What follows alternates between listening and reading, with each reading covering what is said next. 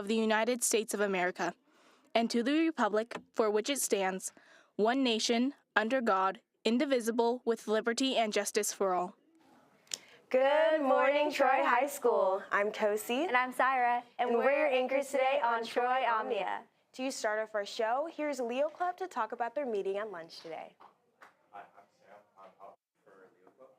I'm Samuel, and I'm event coordinator of Leo Club. Today we'll have a general... Miss Morales' room. And next Tuesday, we're going to have a Portals fundraiser after school, selling pastries in the quad, preceding everything going to the K9 companions. Now back to the anchors. Next week, juniors have state testing. Let's go over to Mr. Bletcher to get some more information about it. So we have a few questions for the upcoming state testing for juniors. So our first question is, what is the schedule? Yeah, for our CAF testing for our juniors only, but the schedule will affect the whole school. We've got the science testing will start next Monday and Tuesday, so that's March 31st and into April 1st. And that'll just be for science tests. They'll do 1 day of testing. And then the next couple days, it'll only be 0 period. Students who have science, English, or math, 0 period, will take their tests over Wednesday and Thursday in their 0 period. And then Friday the 4th, as well into next week's the 7th, 8th, and 9th, we'll have where math and English will take their tests in whatever periods 1 through 6th.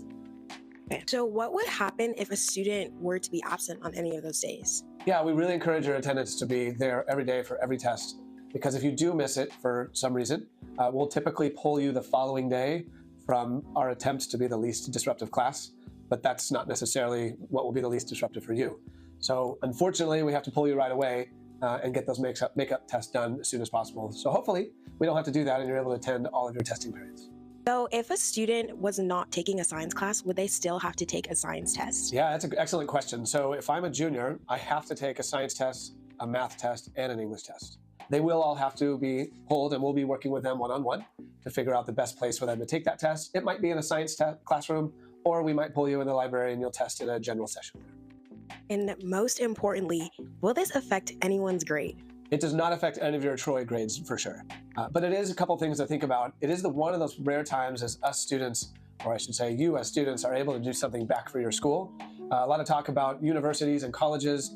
Our rankings as a school, which benefit all of you in terms of college acceptances, is partly based on how well we perform as a school in these state tests. So you don't need to study for it. We just ask you get a nice night of sleep, have a good breakfast or something, and try your best. Because the better you all do, the better the school does, which then allows our kids to have access to the best colleges in the country.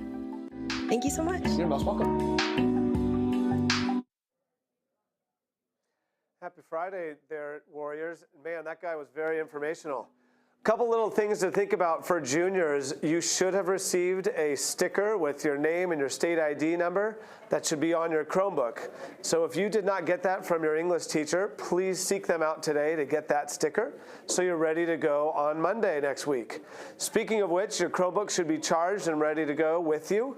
And one thing for all of us at Troy High School to keep in mind is this coming Monday and Tuesday, these purple days, there is no 0 period.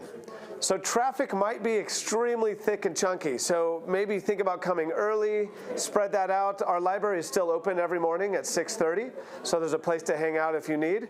But hopefully you can plan accordingly with plenty of time to get to school on Monday and Tuesday next week. Back to our anchors. Thank you, Mr. Bletcher.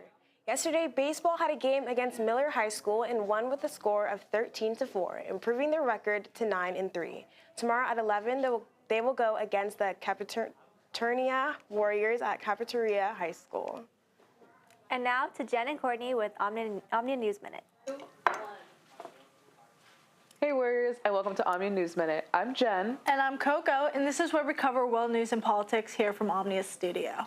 A D.C. Circuit Court upheld the order blocking the Trump administration from deporting Venezuelan migrants under the Alien Enemies Act, last used in World War II. Judge James Boasberg halted removals, allowing migrants to challenge their classification. Trump condemned the ruling, sparking impeachment talks, while Chief Justice John Roberts pushed back. President Trump downplayed a Signal app leak of military plans after National Security Advisor Mike Waltz mistakenly added a journalist to a chat about a strike on Yemen Houthis. While Walt admitted the mistake, officials denied classified info was shared. An investigation is underway, and Democrats criticized the use of Signal for sensitive discussions.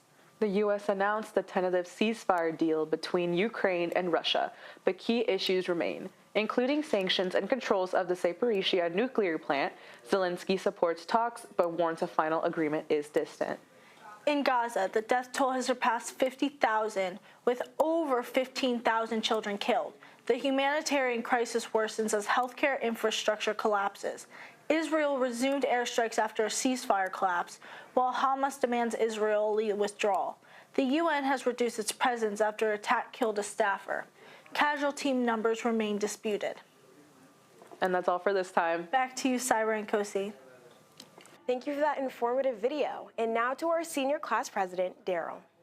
Hey seniors, today is Soka Senior, so meet us at the quad at lunch where you could splash all of your seniors, Stephen Logwood, Lily Michael, Sandra Vanderhoof, Jonathan Cruz, and Gianni Lomelli. The prices go from $2 for a cup and $5 for a bucket, so we'll see you there. Also, prom tickets are at its lowest, with ASB being $105 and without ASB $115. So get your prom contracts and your guest contracts, and we'll meet you at prom. So back to the anchors. Thank you, Daryl. Voting for next year's ASB positions is now open. All freshmen, sophomores, and juniors can access the polls on 5-Star under the voting tab. You can only vote until 3:30 p.m. today, after which the polls will close. Keep your ears open at 3:45 p.m. for an announcement on the intercom of the winners. Emails will also be sent out to the winning candidates after polling closes. And now, back to Mr. Fletcher, this time with information about the evacuation drill. All right, your favorite special guest today. If you haven't noticed, today's schedule is a little different. We have our last evacuation drill today, and it's going to be starting here in just a few minutes as we then go into break after second period ends. So today, remind yourselves, follow out your teachers. You know where to go, hopefully. You'll check in with your teacher, and in just a few minutes, the bell should be ringing. So without further ado, that's all for today. Happy Fire Drill Friday. Have a good weekend, Warriors.